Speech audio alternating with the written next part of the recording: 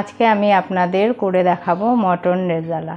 চলুন তাহলে দেখা যাক আমি কিভাবে করছি। মটন রেজালা বানানোর জন্য আমি প্রথমে আগে পেঁয়াজের বেরেস্তা বানিয়ে নেব। এর জন্য আমি কড়াইতে দিয়ে দিচ্ছি 2 চামচ সাদা তেল। তেলটা গরম হয়ে গেছে।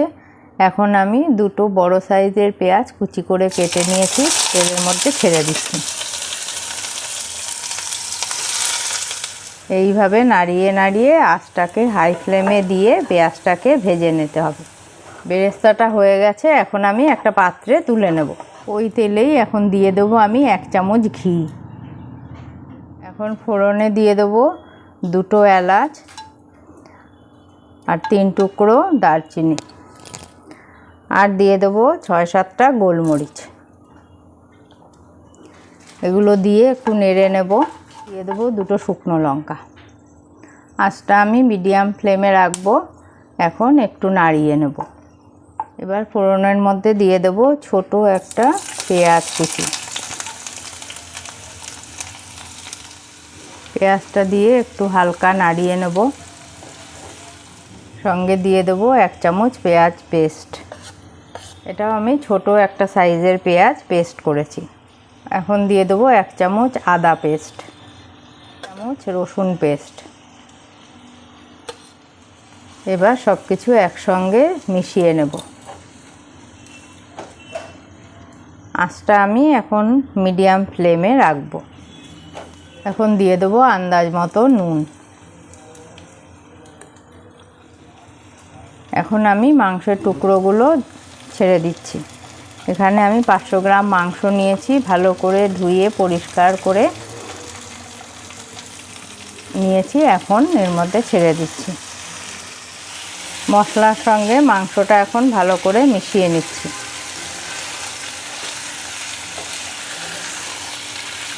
এখন দিয়ে দেব অন্যান্য মশলা। আগে যেহেতু মশলার মধ্যে নুন দিয়েছি, এখন আমি মটনের মধ্যে অল্প করেই নুন দিয়ে দিচ্ছি।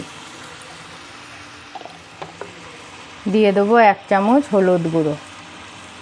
এবার দিয়ে দেবো 1.5 চামচের মতন লঙ্কার গুঁড়ো। আপনারা যে যেমন ঝাল পছন্দ করেন সেই বুঝে দেবেন। 1/2 চামচের থেকে একটু বেশি দিয়ে দিলাম জিরের গুঁড়ো। জিরের গুঁড়োটা অপশনাল, আপনারা ইচ্ছা করলে দেবেন, না হলে না দিলেও চলবে। এখন আমি সবগুলো মশলা মিশিয়ে নেব। মশলার সঙ্গে মাংসটাকে মিশিয়ে এখন আমি 10 থেকে 15 মিনিটের জন্য ঢাকা দিয়ে রেখে দিচ্ছি। এই সময় আঁচটাকে একদম লো ফ্লেমে রেখে দেব। 10 মিনিট হয়ে গেছে, আমি ঢাকনাটা তুলে দিচ্ছি। মাংসর থেকে জল বেরোচ্ছে। এখন আমি এটার মধ্যে 4 থেকে 5 চামচ ফেটানো টক দই দিয়ে দেব।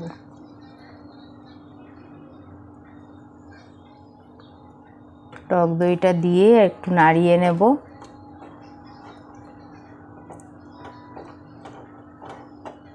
আবার এটাকে মিনিট 15-এর জন্য ঢাকা দিয়ে রেখে দেব।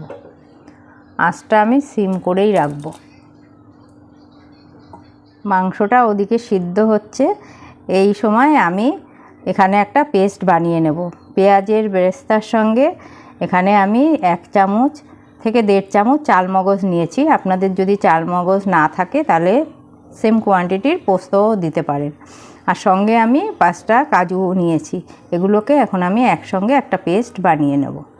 আমার পেস্টটা তৈরি হয়ে গেছে। এখন দেখি মাংসটা কোন পর্যায়ে এলো। 15 মিনিট হয়ে গেছে, আমি ঢাকনাটা তুলে দেখে নিচ্ছি।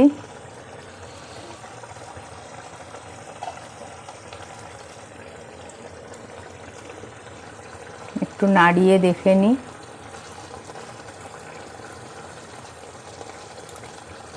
আরও একটু হবে মাংসটা কষা হয়ে তেল বেরোনো পর্যন্ত আরও 15 থেকে 20 মিনিট আমি অপেক্ষা করব। আমি ঢাকা দিয়ে দেবো। এই সময় 20 মিনিট পরে আমি ঢাকনাটা তুলে দিচ্ছি।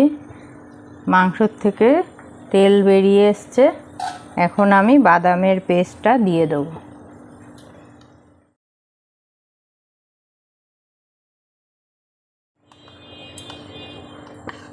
এটা দিয়ে ভালো করে মাংসের সঙ্গে মিশিয়ে নেব।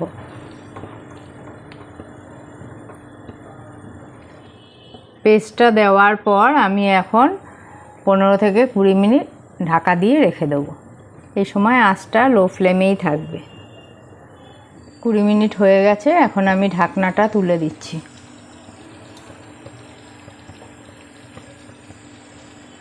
আমার মাংসটা সম্পূর্ণ কষা হয়ে গেছে। এখন আমি এর মধ্যে দিয়ে দেব দুধ। এখানে আমি 1 বাটি দুধ ব্যবহার করলাম। এবার এগুলো একসঙ্গে নাড়িয়ে নেব।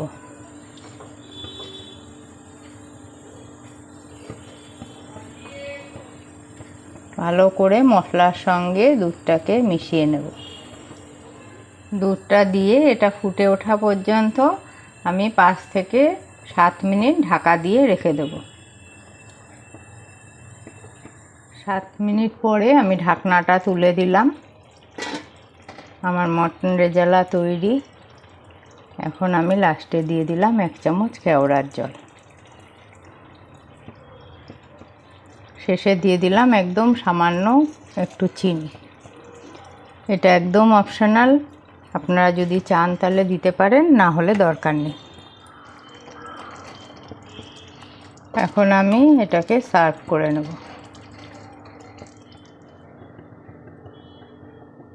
এইভাবে মটন রেজালা আপনারা বাড়িতে বানিয়ে নেবেন। এটা সব কিছুর সাথেই খেতে খুব ভাল লাগে। মটন রেজালা আপনারা বাড়িতে অবশ্যই ট্রাই করে দেখবেন আর আমাকে কমেন্টসের মাধ্যমে জানাবেন কেমন লাগলো। আজকে তবে এখানেই শেষ করছি। নেক্সট দেখা হবে অন্য কোনো রেসিপির সাথে। ভালো থাকবেন, সুস্থ থাকবেন।